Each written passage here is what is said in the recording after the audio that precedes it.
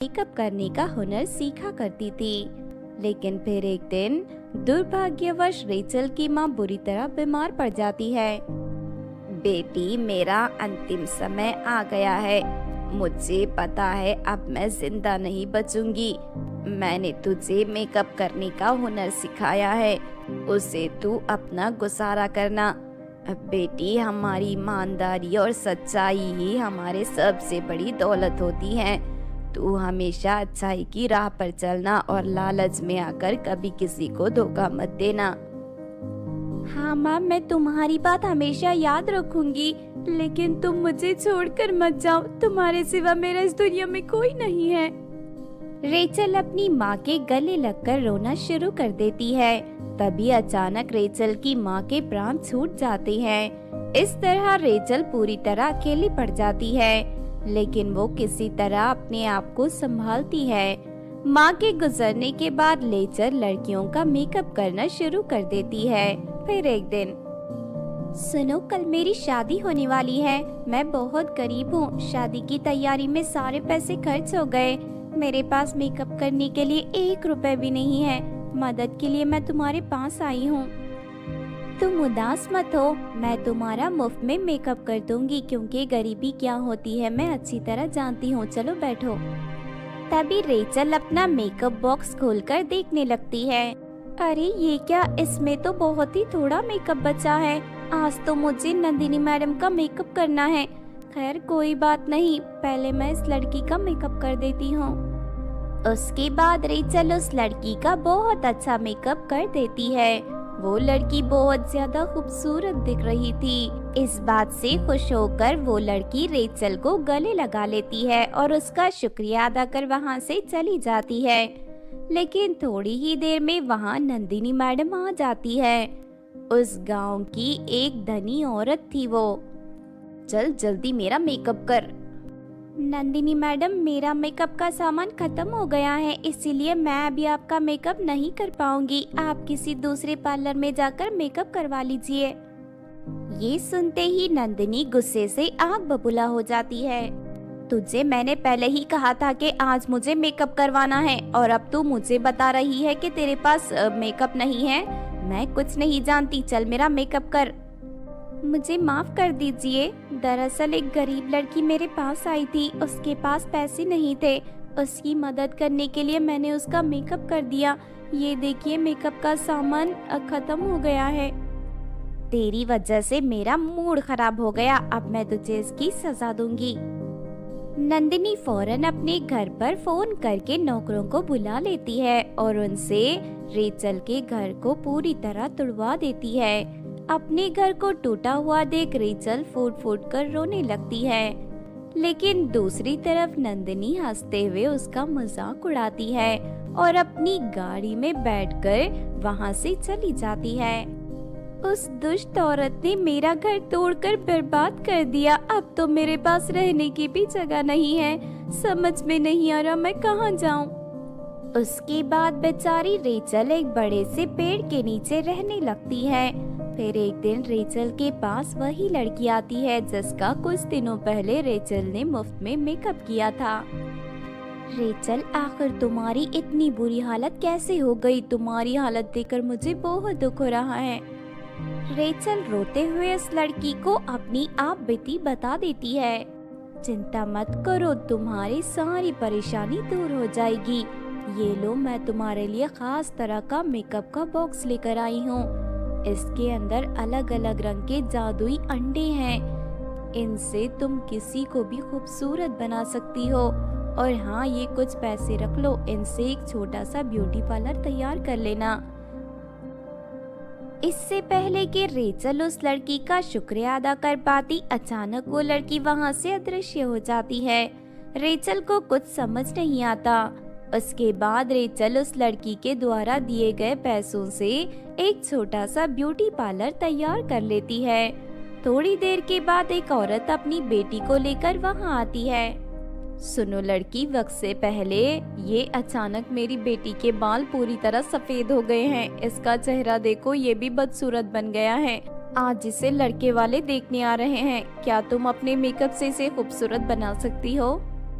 हाँ हाँ, क्यों नहीं, कोशिश करके देखती हूँ। उसके बाद रेचल मेकअप बॉक्स से एक जादुई अंडा निकालकर उस लड़की के सर के ऊपर फोड़ देती है और अगले ही पल अंडे की शक्ति से लड़की के सारे बाल सफेद से काले और सुंदर बन जाते हैं और साथ ही उसका चेहरा भी बहुत ज्यादा खूबसूरत हो जाता है। ये देख दोनों माँ बेटी बहुत खुश होती हैं और रेचल के मुंह मांगे पैसे देकर वहाँ से चली जाती हैं। उस दिन के बाद से रेचल जादुई अंडों की मदद से लड़कियों को खूबसूरत बनाकर अच्छे पैसे कमाना शुरू कर देती है। फिर एक दिन अचानक उस गांव में तेज भूकंप आता है और लोगों के घर पूरी तरह टूटकर बर्बाद हो जाते हैं। लोगों की सारी संपत्ति नष्ट हो जाती है, यहाँ तक कि उनके पास खाने के लिए अनाज भी नहीं बचता। दूसरी तरफ नंदिनी का घर बहुत ज्यादा बड़ा और मजबूत था। भूकंप का उसके घर पर कोई असर नहीं होता। सभी लोग मदद मांगने घमंडी नंदिनी के पास जाते हैं, लेकिन नंदिनी सभी लोगों को डांटकर भगा देती है। रेचल को ये बात बहुत बुरी लगती है और वो सभी लोगों को अपने पास बुलवाकर उन्हें मुफ्त में खाना खिलाने लगती है। लेकिन कुछ ही दिनों में रेचल के पास मौजूद सारे पैसे खत्म हो जाते हैं। मेरे पास तो पैसे खत्म हो गए, अब मैं गांव वालों को खाना कैसे खिलाऊंगी? मेरे तो कुछ समझ में नहीं आ रहा। तभी अचानक वो लड़की दोबारा रेचल के सामने प्रकट होती है।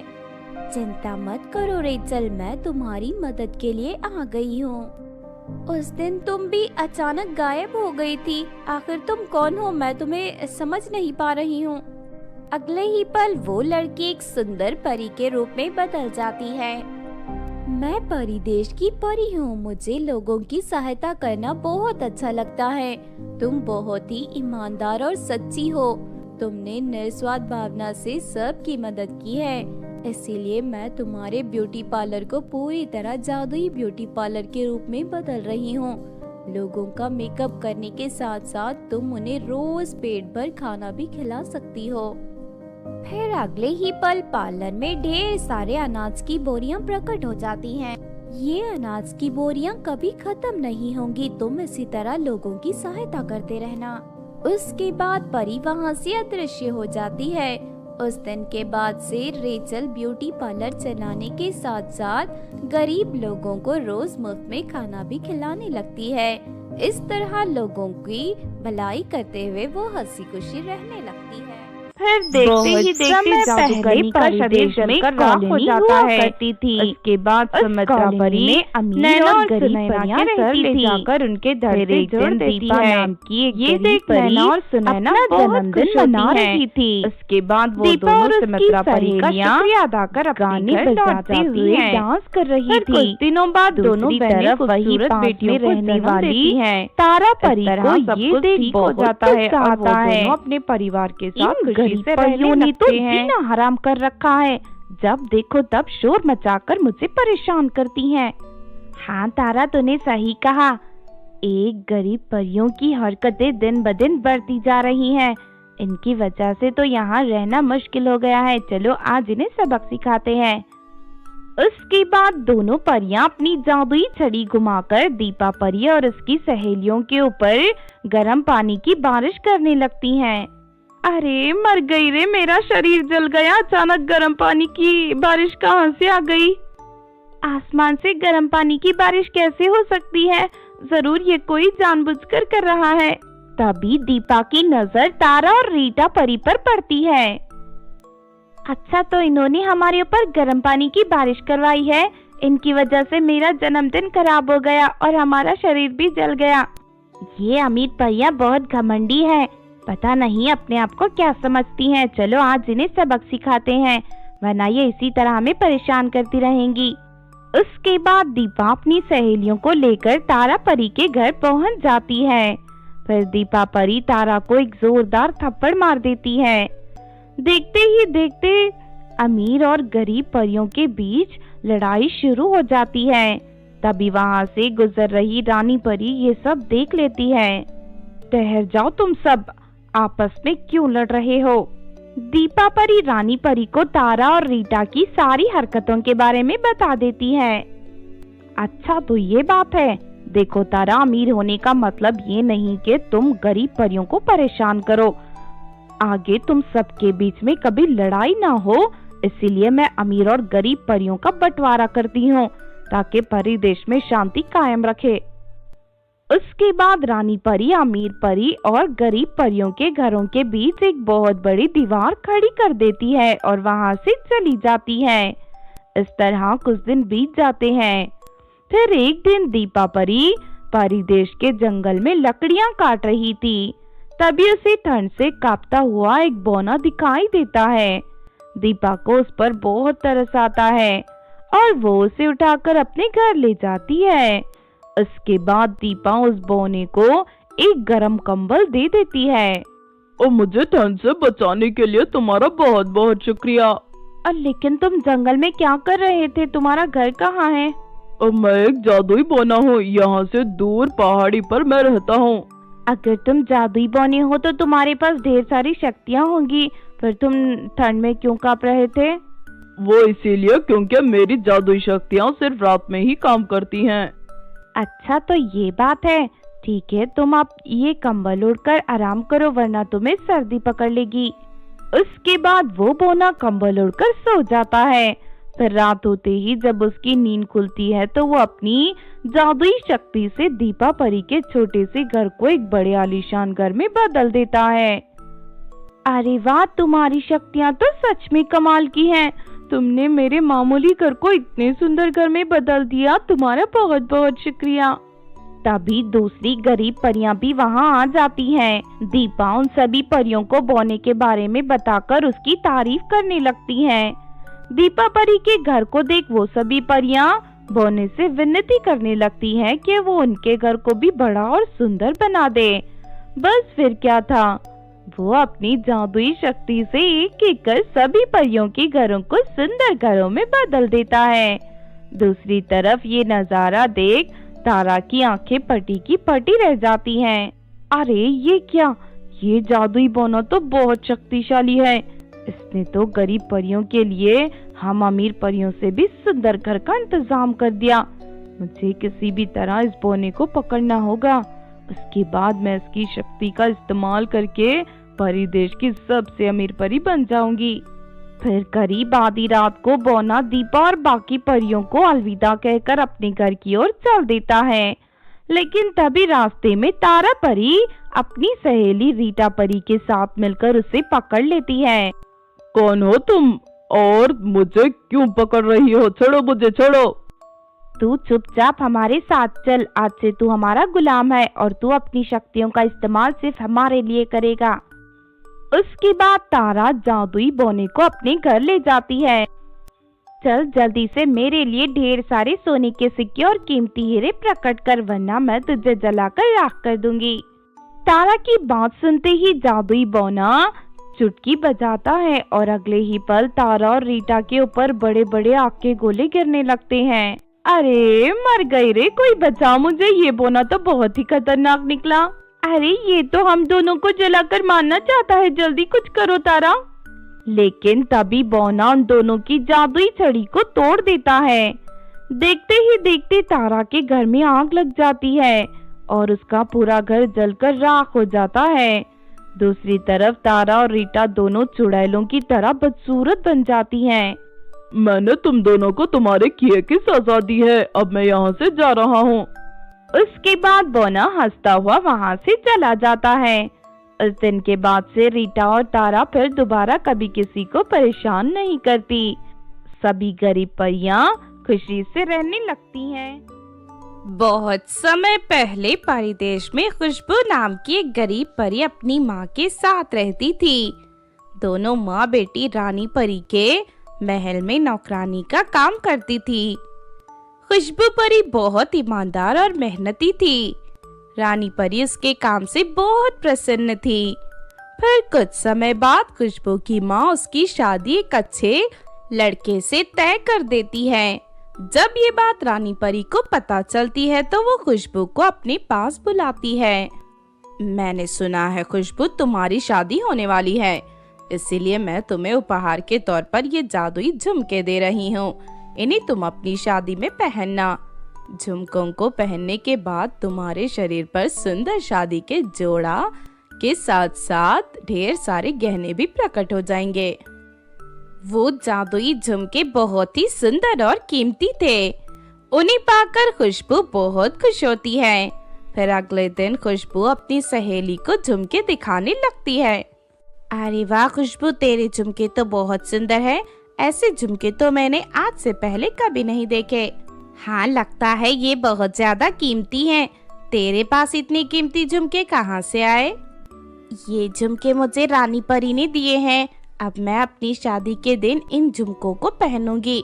रानी परी ने कहा है कि इन्हें पहनने के बाद मेरे शरीर पर सुंदर कपड़ों के साथ साथ ढेर सारे गहने प्रकट हो जाएंगे।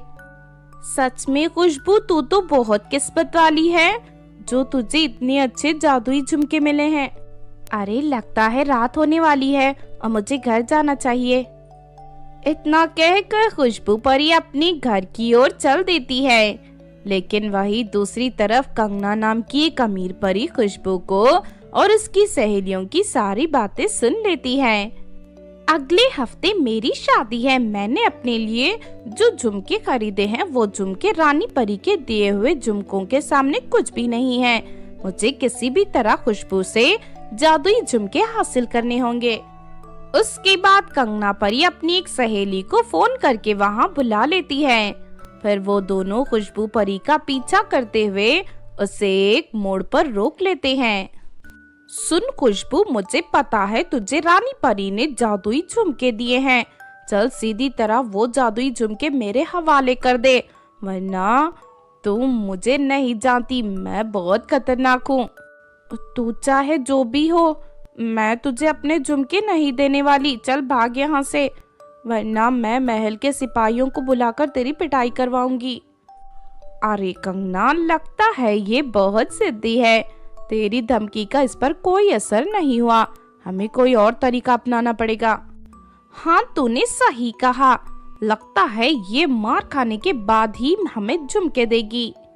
उसके बाद कंगना परी अपनी जादुई छड़ी की शक्ति से वहाँ एक बेलन प्रकट कर देती है। फिर वो बेलन खुशबू परी की पिटाई करने लगता है। हाय, मर गई रे, कोई बचाओ मुझे, कोई बचाओ। तभी कंगना परी खुशबू के पर्स से झुमके निकाल लेती है। चल यहाँ से चलते हैं। अरे ठहर जा कंगना, अगर हमने इसे छोड़ दिया तो ये महल जाकर रानी परी से हमारी शिकायत कर देगी। तू तो जानती है रानी परी कितनी सख्त है।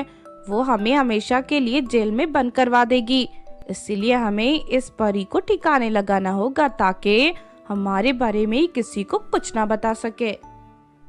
फिर कंगना और उसकी सहेली खुशबू परी के हाथ पैर बांधकर उसे पृथ्वी के घने जंगल में ले जाती है। चल इसे जंगल में छोड़ देते हैं। थोड़ी ही देर में यहाँ का कोई जंगली जानवर इसे मारकर खा जाएगा। लेकिन तभी अचानक वहाँ एक जादूगरनी आ जाती है। अच्छा, तो तुम दोनों इस मासूम परी के जान लेना चाहते हो। अब मैं तुम्हें नहीं छोड़ूंगी। लेकिन तभी कंगना परी और उसकी सहेली अपनी जादुई छड़ी से जादूगरनी पर हमला कर देती हैं। लेकिन जादूगरनी उनसे भी ज्यादा शक्तिशाली थी। वो उसी वक्त अपने मंत्रों की शक्ति से पेड़ पर उल्टा लटका देती है। उसके बाद जादूगरनी खुशबू परी को आजाद कर देती है। तुम दोनों को झुमके पहनने का बहुत शौक है ना? अब मैं तुम्हारा वो हाल करूंगी कि तुम दोनों जिंदगी में कभी झुमके नहीं पहन सकोगे। इतना कहकर खुशबू परी उन दोनों के कान काट लेती है। हाय, मर गई रे, मुझे बहुत दर्द हो रहा है। अरे कोई बचाओ मुझे। अरे कंगना की बच्ची, तेरे चक्कर में पड़कर मेरे कान भी कट गए। तेरी वजह से मैं बदसूरत बन गई। आज के बाद मैं तुझे कभी दोस्ती नहीं करूंगी। इन दोनों को इनके किए की सजा मिल गई है। अब तुम आराम से अपने घर जाओ। उसके बाद जादूगरनी खुशबू परी को अपनी जादुई झाड़ू पर बैठाकर उसे परी देश भेज देती है। फिर कुछ दिनों बाद खुशबू परी की शादी का दिन आ जाता है। खुशबू परी जादुई झुमकों को पहनकर खूबसूरत दुल्हन बन जाती है। फिर शादी करके खुशबू परी हंसी खुशी अपने ससुराल चली जाती है। बहुत समय पहले की बात है किसी जंगल में सुनीता और अनीता नाम की दो इच्छाधारी नागिन बहनें रहती थी। सुनीता बहुत ही सीधी सादी थी, लेकिन अनीता को बाहर इंसानों के बीच जाकर घूमना फिरना बहुत पसंद था। वो हमेशा अपने आप को एक सुंदर लड़की के रूप में बदलकर इंसानों की बस्ती में घूमने जाया करती थी। इसी दौरान उसकी मुलाकात राजेश नाम के एक लड़के से होती है।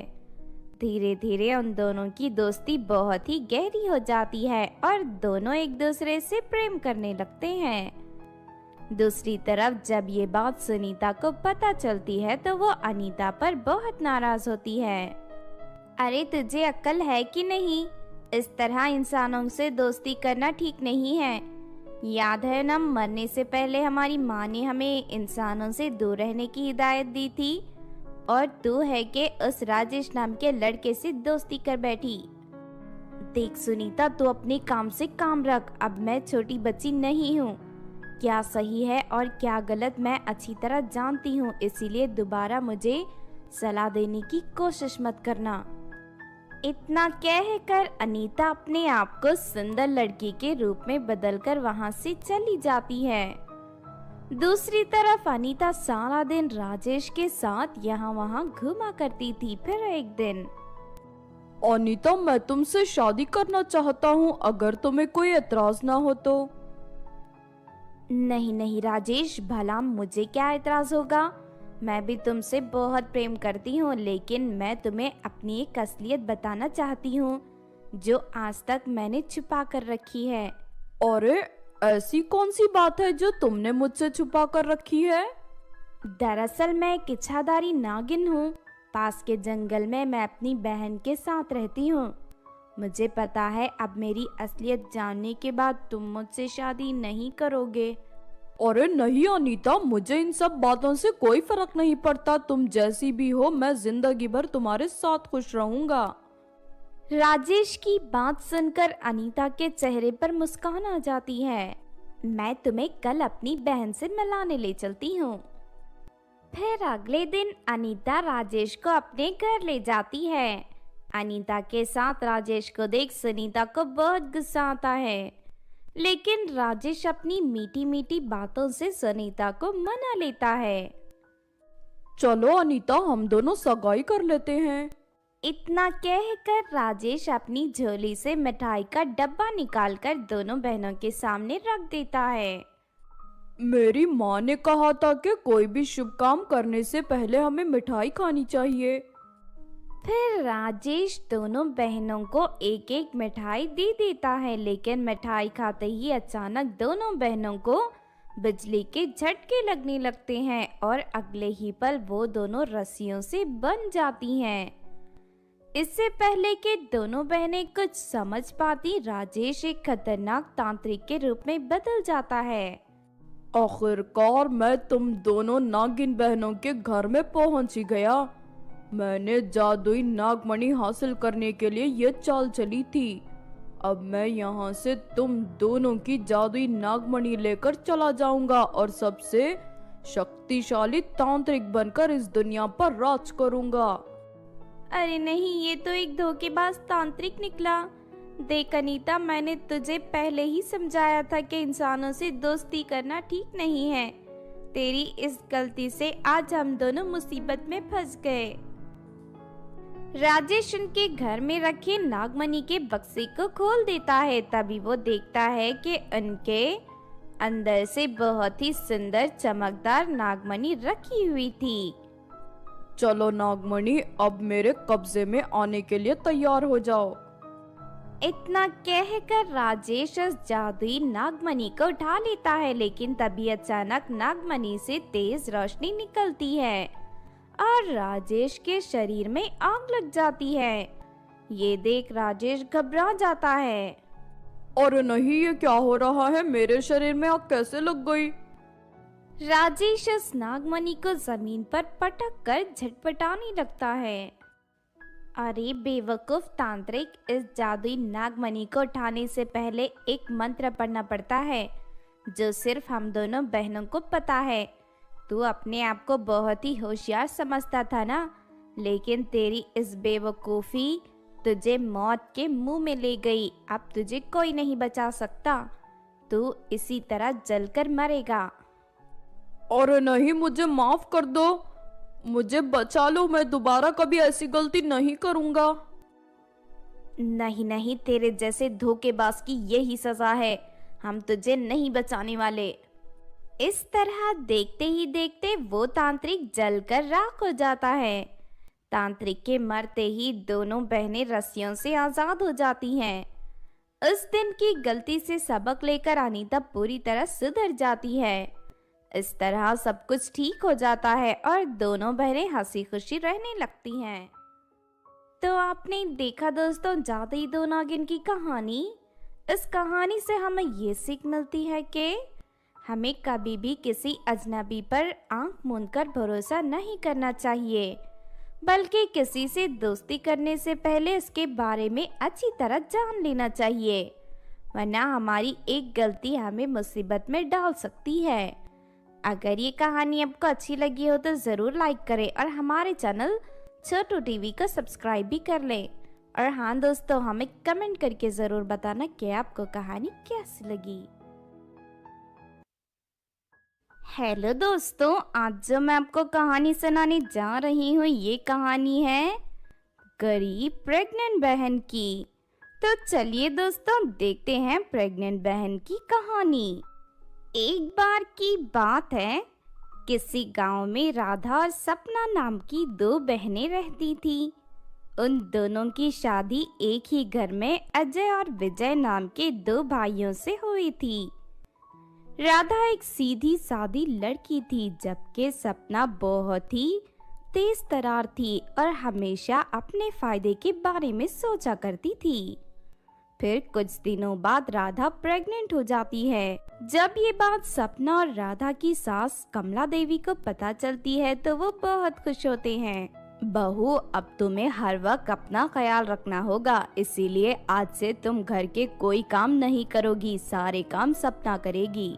फिर अगले दिन से कमला देवी राधा की खातिरदारी में लग जाती है और रोज राधा के खाने के लिए बाजार से ढेर सारी महंगी महंगी और अच्छी अच्छी चीजें लाने लगती हैं। राधा की खातिरदारी होते देख सपना को बहुत जलन होती है।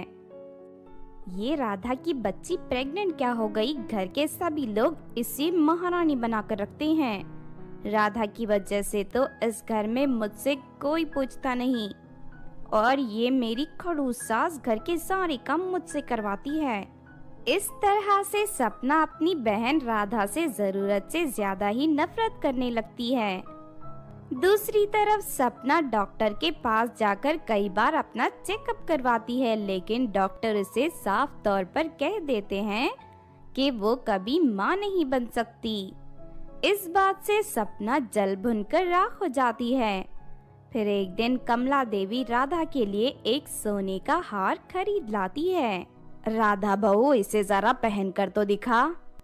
राधा फौरन हार लेकर अपने गले में पहन लेती है। अरे वाह, मेरी बहू तो बहुत सुंदर लग रही है। जब मेरा पोता पैदा होगा तो मैं उसके लिए भी एक सोने की चेन बनवाऊंगी। तभी वहाँ सपना आ जाती है। अरे मम्मी जी, इस तरह बेकार में पैसे खर्च करने की क्या जरूरत है? अरे चुप कर, तू सास की खुशी नहीं जानती। जब तू प्रेग्नेंट होगी तब मैं तेरे लिए भी ऐसा ही सोने का हार खरीद कर लाऊंगी। चल अब जा यहाँ से, खड़ी खड़ी मेरा मुंह मत देख। रसोई घर में जाकर बर्तन साफ कर ले। शाम को मैंने राधा की गोद भराई का प्रोग्राम रखा है, इसीलिए हमारे घर पर बहुत सारी औरतें आने वाली हैं। उनके खाने पीने का इंतजाम तुझे ही करना है। अपनी सास की बातें सुनकर सपना को बहुत गुस्सा आता है और वो बड़बड़ करते हुए रसोई घर में चली जाती है। फिर शाम को राधा की गोद भराई में आए हुए सभी औरतें राधा की खूबसूरती की तारीफ करने लगते हैं। देख लेना कमला, तेरा पोता भी तेरी बहू की तरह गोरा और सुंदर होगा। हाँ हाँ, क्यों नहीं, आखिर मेरी राधा बहू इतनी सुंदर है तो मेरा पोता भी सुंदर ही होगा। दूसरी तरफ ये सब सुनकर सपना का माथा गर्म हो जाता है। बस बहुत हो गया, जिसे देखो वो राधा के गुण गा रहा है। ऐसा लगता है दुनिया में ये पहली लड़की है जो प्रेग्नेंट हो रही है। मुझे सपना का पत्ता साफ करना ही होगा, वरना एक दिन मैं इस घर की नौकरानी बनकर रह जाऊंगी। फिर रात होते ही सपना राधा के कमरे के सामने वाली सीढ़ी पर ढेर सारा तेल छिड़क देती है। अब मजा आएगा। सवेरे राधा जैसे ही सीढ़ियों से नीचे उतरेगी तो इस तेल से उसका पैर फिसल जाएगा और वो नीचे जा गिरेगी। फिर राधा के साथ साथ उसका बच्चा भी खत्म हो जाएगा। इस घर से राधा नाम का सरदर्द हमेशा के लिए दूर हो जाएगा।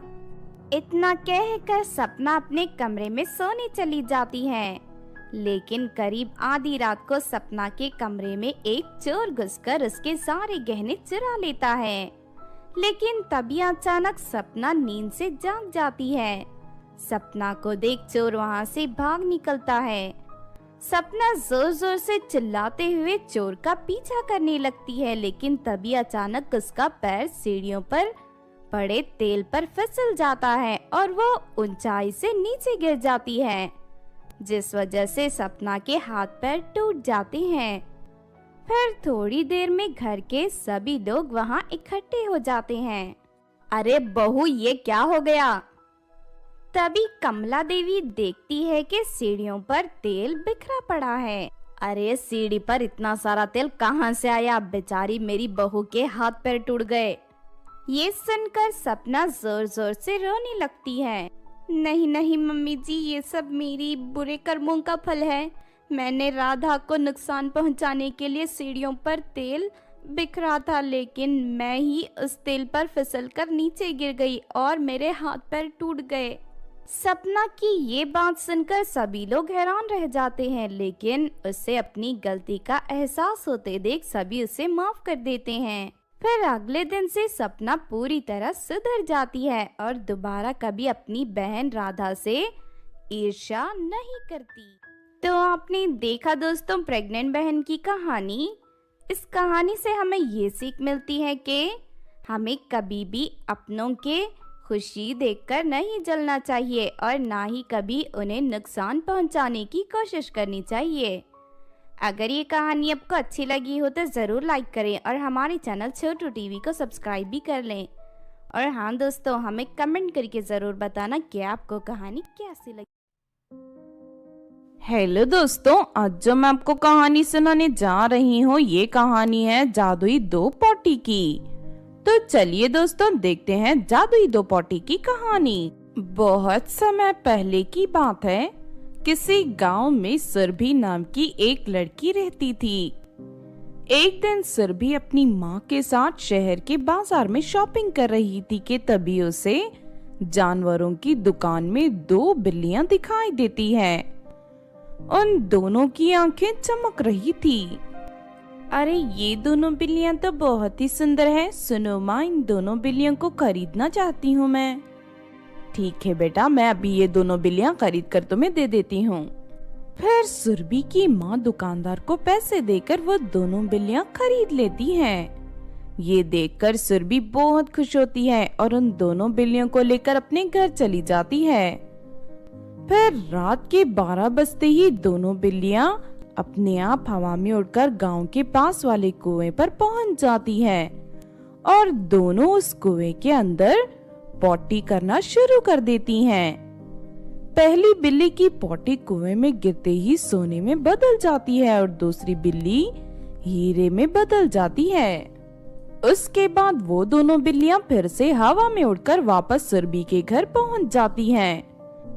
इस तरह ये रोज की बात हो जाती है, लेकिन इस बारे में सुरभि को कोई खबर नहीं होती। फिर एक दिन अचानक सुरभि के पड़ोस में रहने वाली मीना नाम की लड़की दोनों बिल्लियों को हवा में उड़कर बाहर जाते हुए देख लेती है। अरे ये सुरभि की दोनों बिल्लियां हवा में कैसे उड़ रही हैं? लगता है ये दोनों जादुई बिल्लियां हैं, मुझे इनका पीछा करना चाहिए। फिर मीना दोनों बिल्लियों का पीछा करते हुए कुएं तक पहुंच जाती है। तभी वो देखती है कि दोनों बिल्लियां कुएं में पोटी कर रही हैं। अरे ये दोनों बिल्लियां इतनी दूर कुएं में पोटी करने क्यों आई हैं? फिर थोड़ी देर में पॉटी करके दोनों बिल्लियां वापस सुरभि के घर चली जाती हैं। उन दोनों के जाने के बाद मीना कुएं के अंदर झांक कर देखती है। उसे कुएं के अंदर ढेर सारा सोना और हीरे दिखाई देते हैं। ये देख मीना खुशी से उछल पड़ती है। अरे वाह, ये तो कमाल हो गया, सुरभि की दोनों बिल्लियां जादुई पॉटी करती हैं। मैं अभी कुएं में उतरकर यहाँ से सारा सोना और हीरे निकाल लेती हूँ। फिर मीना उसी वक्त कुएं में उतर जाती है और वहाँ मौजूद सारा सोना और हीरे निकालकर अपने घर ले जाती है। फिर अगली रात से मीना रोज कुएं से सोना और हीरे हासिल करने लगती है। लेकिन धीरे धीरे मीना के मन में लालच आ जाता है। रोज रोज थोड़ा सा सोना और एक हीरा पाकर मैं खुश नहीं हूँ। अगर मैं इन दोनों बिल्लियों को अपने कब्जे में ले लूं, तो मैं इन्हें ढेर सारा खाना खिलाकर इनसे ढेर सारी पॉटी करवा सकती हूँ। इस तरह मुझे रोज बहुत सारा सोना और हीरे हासिल होंगे। फिर अगली रात जब वो दोनों बिल्लियां कुएं में पॉटी कर रही थी कि तभी मीना उन दोनों को पकड़कर रस्सियों से बांध देती है और अपने घर ले जाती है। उसके बाद मीना उन दोनों बिल्लियों को अपनी अलमारी में बंद कर देती है। फिर अगली सुबह मीना ढेर सारा खाना उन दोनों के सामने रख देती है। चलो जल्दी जल्दी सारा खाना खाओ और ढेर सारी पॉटी करो। लेकिन वो दोनों बिल्लियां खाना खाने से इनकार कर देती हैं। ये देख मीना को बहुत गुस्सा आता है। लगता है तुम दोनों सीधी तरह नहीं मानोगी, रुको अभी बताती हूँ तुम्हें। इतना कहकर मीना चूल्हे से जलती हुई लकड़ी ले आती है और उन दोनों बिल्लियों के शरीर को जलाने लगती है। इस वजह से दोनों बिल्लियां तड़प कर रोने लगती हैं। ये तो अभी शुरुआत है। अगर तुम दोनों ने जल्दी से ये खाना नहीं खाया तो मैं तुम दोनों के साथ इससे भी बुरा सुलूक करूंगी। लेकिन मीना के लाख कोशिश करने के बाद भी वो दोनों बिल्लियां खाने को नहीं छूती। ये देख मीना अपना आपा खो देती है और बड़ा सा चाकू निकालकर दोनों बिल्लियों को मारने के लिए आगे बढ़ती है। लेकिन तभी वहाँ सुरभि आ जाती है। सुरभि के साथ बहुत सारे गांव वाले भी थे। ये देख मीना घबरा जाती है। मैंने तेरी सारी बातें सुन ली है। अगर तूने मेरी बिल्लियों को कोई नुकसान पहुंचाया तो मैं तेरी जान ले लूंगी। इतना कहकर सुरभि मीना को एक जोरदार तमाचा मारती है और उसके हाथ से चाकू छीन लेती है। उसके बाद सुरभि मीना के घर में रखा सारा सोना और हीरे गांव वालों में बांट देती है। फिर अगली रात से सुरभि उन दोनों बिल्लियों की जादुई पॉटी इकट्ठा करना शुरू कर देती है और उससे बने सोने और हीरे का थोड़ा हिस्सा अपने पास रखकर बाकी सोना और हीरे गरीब लोगों में बांटना शुरू कर देती है। इस तरह सुरभि बिल्लियों की जादुई पॉटियों का इस्तेमाल सही तरीके से करते हुए हंसी खुशी अपनी जिंदगी अपनी माँ के साथ जीने लगती है। तो आपने देखा दोस्तों जादुई दो पॉटी की कहानी। इस कहानी से हमें ये सीख मिलती है कि हमें कभी भी अपने फायदे के लिए कोई गलत काम नहीं करना चाहिए और सुरभि की तरह निस्वार्थ भावना से दूसरों की मदद करनी चाहिए।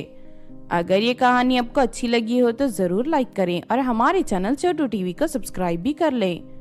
और हाँ दोस्तों, हमें कमेंट करके जरूर बताना कि आपको कहानी कैसी लगी। हेलो दोस्तों, आज जो मैं आपको कहानी सुनाने जा रही हूँ ये कहानी है जादुई लिपस्टिक के खेत की। तो चलिए दोस्तों देखते हैं जादुई लिपस्टिक के खेत की कहानी। एक बार की बात है, किसी गांव में राधिका नाम की एक अंधी लड़की अपनी सौतेली माँ और बहन कामिनी के साथ रहती थी। राधिका बहुत ही मेहनती थी, इसीलिए अंधे होने के बावजूद वो सड़क के किनारे खिलौने बेचकर कमाया करती थी। राधिका सिर्फ अपने खाने के लिए पैसे बचाकर बाकी पैसे बैंक में जमा कर देती। फिर एक दिन राधिका अनाथ बच्चों के लिए एक अनाथ आश्रम बनाने का फैसला करती है ताकि सभी अनाथ बच्चे एक आरामदायक जिंदगी जी सकें। राधिका बैंक से अपने सारे पैसे निकालकर घर ले आती है। जब इस बात का पता कामिनी को चलता है तो उसकी मन में लालच आ जाता है। अरे ये राधिका तो एक नंबर की बेवकूफ है, अपनी सारी कमाई से अनाथ आश्रम बनाना चाहती है। मैं आज रात को उसके सारे पैसे चुरा लूंगी। फिर रात होते ही कामिनी राधिका के कमरे में दाखिल होकर अलमारी से सारे पैसे चुराकर अपने कमरे में छुपा देती है और उसके बाद झूठ मूठ जोर जोर से चिल्लाने का नाटक करने लगती है। चोर चोर, अरे वो देखो चोर भाग रहा है, कोई पकड़ो उसे। तभी कामिनी की आवाज सुनकर राधिका नींद से जाग जाती है। क्या हुआ कामिनी, कहाँ है चोर? अरे राधिका, अभी अभी तुम्हारे कमरे में एक चोर घुसा था जो तुम्हारे सारे पैसे लेकर भाग गया। मैंने उसे पकड़ने की बहुत कोशिश की लेकिन वो मेरे हाथ नहीं आया। ये सुनकर राधिका के होश उड़ जाते हैं। हे भगवान, मेरे सालों की कमाई वो चोर लेकर गया, अब मैं क्या करूं? इस तरह दुखी होकर राधिका रोने लगती है। दूसरी तरफ कामिनी मन ही मन बहुत खुश होती है और अपने सारे पैसे चोरी हो जाने की वजह से राधिका उदास रहने लगती है। फिर एक दिन राधिका शहर से खिलौने खरीदकर गांव लौट रही थी, तभी रास्ते में वो बेहोश पड़ी एक परी से टकरा जाती है। अरे नहीं, ये रास्ते में कौन गिरा पड़ा है? राधिका उस परी के चेहरे को हाथ लगाकर देखती है। अरे नहीं, ये तो एक लड़की है, लगता है ये पूरी तरह बेहोश है। राधिका फौरन परी के मुंह पर पानी छिड़ककर उसे होश में लाती है, लेकिन अगले ही पल वो परी फिर से बेहोश हो जाती है। लगता है ये बहुत ज्यादा बीमार है, मैं इसे अपने घर ले जाती हूँ। इतना कहकर राधिका उस परी को उठाकर अपने घर ले जाती है और एक डॉक्टर को बुलाकर उसका इलाज करवाने लगती है। फिर लगभग 2 दिनों तक बेहोश रहने के बाद आखिरकार उस परी को होश आ जाता है और वो पूरी तरह ठीक हो जाती है। मेरी जान बचाने के लिए तुम्हारा बहुत बहुत शुक्रिया। अच्छा हुआ तुम्हें होश आ गया, मुझे तुम्हारी बहुत फिक्र हो रही थी। लेकिन तुम कौन हो और उस खतरनाक जंगल में क्या कर रही थी? मैं एक परी हूँ, मैं पृथ्वी की सैर करने आई थी, लेकिन मैंने गलती से जंगल में मौजूद जहरीले पेड़ के फल खा लिए थे, जिस वजह से मैं बेहोश हो गई थी। लेकिन तुमने मेरी मदद की है, इसीलिए मैं भी तुम्हारे लिए कुछ करना चाहती हूँ। फिर परी अपनी शक्ति से राधिका की आंखों को ठीक कर देती है और उसे एक छोटी सी लिपस्टिक देते हुए कहती है, देखो ये जादुई लिपस्टिक का एक छोटा सा बीज है, इसे ले जाकर तुम अपने खेतों में बो दो। ठीक 1 महीने बाद तुम्हारे खेतों में जादुई लिपस्टिक के ढेर सारे पौधे उगाएंगे। जब भी तुम किसी एक लिपस्टिक को अपनी होठों पर लगाओगी, तभी एक सोने की चिड़िया तुम्हारे सर पर आकर बैठ जाएगी। इस तरह हर एक लिपस्टिक तुम्हें एक सोने की चिड़िया देगी। इतना कहकर परी वहाँ से गायब हो जाती है। दूसरी तरफ कामिनी ये सारी बातें सुन लेती है। फिर अगले दिन राधिका खेतों में जाकर वो जादुई लिपस्टिक का बीज बो देती है और रोज वहाँ पानी डालना शुरू कर देती है। देखते ही देखते 1 महीना बीत जाता है। आज 1 महीना पूरा हो गया है। मैं रात को ही खेतों में जाकर जादुई लिपस्टिक के सारे पौधे तोड़ लाऊंगी। इसके बाद मैं सभी लिपस्टिक को अपने होठों पर लगाकर ढेर सारे सोने की चिड़िया हासिल कर लूंगी। इस तरह अपने मन में गलत इरादे लेकर कामिनी खेत में लगे जादुई लिपस्टिक के सारी फसल काटकर गुफा में ले जाती है। लेकिन कामिनी जैसे ही लिपस्टिक को अपने होठों पर लगाती है कि तभी उसके सर पर एक बड़ा सा सांप आकर बैठ जाता है। ये देख कामिनी के होश उड़ जाते हैं। अरे मर गई रे, सोने की चिड़िया की जगह ये सांप कहाँ से आ गया और कोई मुझे बचाओ। तभी कामिनी के होठों में मौजूद जादुई लिपस्टिक कहती है, तू एक बहुत बुरी लड़की है। अपनी अंधी बहन को धोखा देकर तू अमीर बनना चाहती है, लेकिन हम सिर्फ अच्छी लड़कियों के साथ देते हैं। इसीलिए अगर तू अपनी जान बचाना चाहती है तो यहाँ से भाग जा, वरना ये सांप तुझे जिंदा निगल जाएगा। अरे नहीं नहीं, मैं मरना नहीं चाहती, मुझे माफ कर दो, मैं यहाँ से जा रही हूँ। इस तरह कामिनी डर के वहाँ से भाग जाती है। उसके बाद जादुई लिपस्टिक की सारी फसल हवा में उड़कर राधिका के पास पहुँच जाती है। फिर राधिका एक एक कर उन सभी लिपस्टिकों को अपने होठों पर लगाकर उनसे ढेर सारी सोने की चिड़िया हासिल कर लेती है और उन्हें बेचकर गरीब बच्चों के लिए अनाथ आश्रम बनाकर तैयार कर देती है और उस अनाथ आश्रम को सभी सुविधाओं के साथ परिपूर्ण कर देती है। इस तरह उस इलाके के सभी अनाथ बच्चे हंसी खुशी वहाँ रहने लगते हैं। तो आपने देखा दोस्तों जादुई लिपस्टिक के खेत की कहानी। इस कहानी से हमें ये सीख मिलती है कि हमें हमेशा राधिका की तरह निस्वार्थ भावना से दूसरों की भलाई के बारे में सोचना चाहिए, क्योंकि दूसरों की मदद करने वाले लोग सदा सुखी रहते हैं। अगर ये कहानी आपको अच्छी लगी हो तो जरूर लाइक करें और हमारे चैनल छोटू टीवी को सब्सक्राइब भी कर लें। और हाँ दोस्तों, हमें कमेंट करके जरूर बताना कि आपको कहानी कैसी लगी।